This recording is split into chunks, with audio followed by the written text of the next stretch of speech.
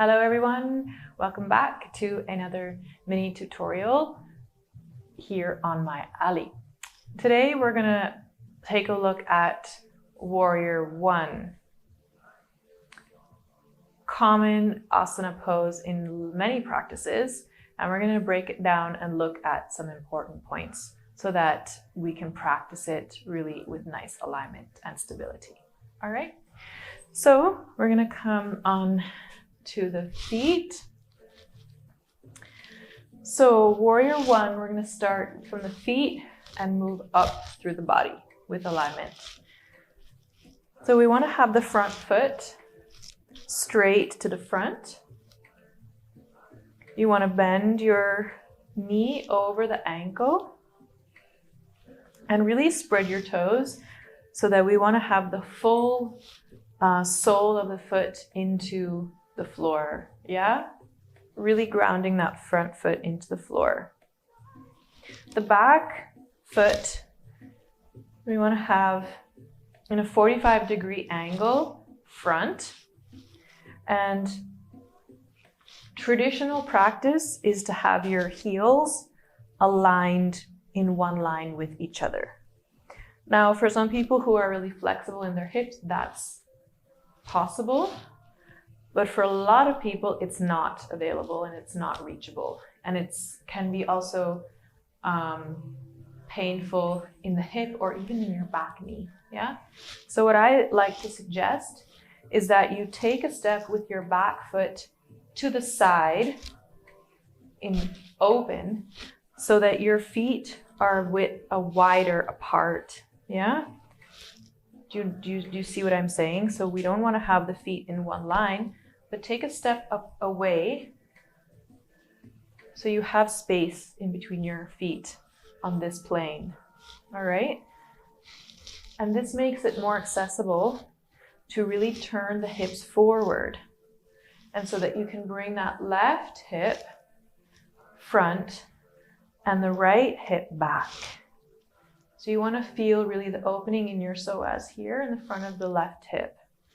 And again, you want to really activate that back foot, spread your toes, and press into the outer back edge, in this outer back edge of your foot. That will help you to activate that whole leg. If our foot's just kind of flop or just kind of like hanging out there, this back leg is not active. So take a moment to really press into that back, and you see automatically what happens there with the back of your knee and with that leg. It just becomes really nice and active. Turn the hips forward. We don't want to take the hips out here and be like that, okay? We don't want that. So we want to just have a nice neutral spine in here. So if you're kind of tilting here, think about bringing your tailbone to the front, all right? And think about, if you're not feeling anything here in this front opening of your left hip, then your probably hips are tilted too much back. So you really wanna, now I feel that here. And we wanna have that opening there. So nice hips forward as best you can. Tilt your hips a little bit. And then we want to have the core in.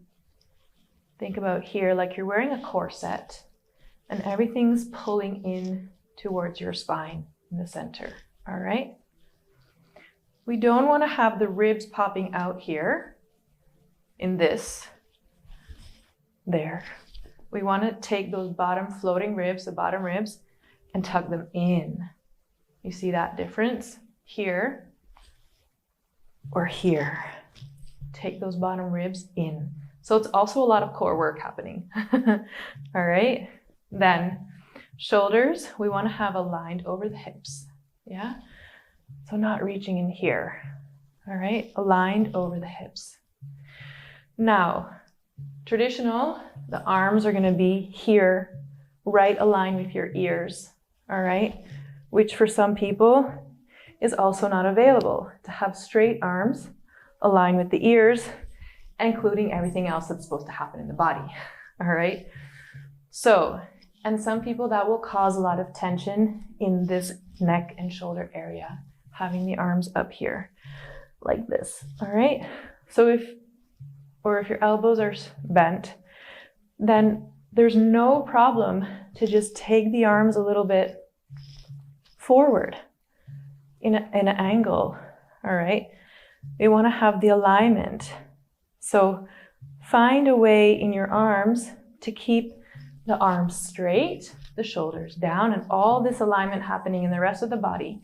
It's not here, here, or even a little bit in here. That's fine, okay? I like to teach anywhere from here into here, but keeping that alignment, all right? And eventually moving up straighter with the arms. And one last thing, really important, two things, sorry. Keeping those fingers, those hands active, all right?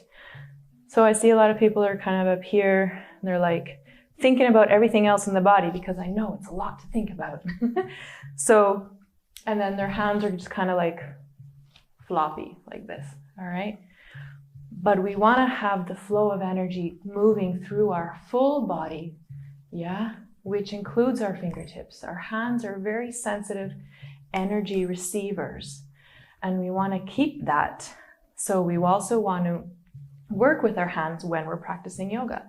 So always think about bringing that energy that we're having in our body all the way into your fingertips and all the way into your toes. And then the last thing, lengthen up through the top of the head. Think about lengthening through the back of your neck. We don't want to have the head up here. Back of the neck is crunched, chin is up. Yeah, we want to lengthen. Think about just lengthening the back of the neck, like someone's pulling a string up through the top of the head, and that will lengthen the back of the neck. And then we have a beautiful, aligned warrior one.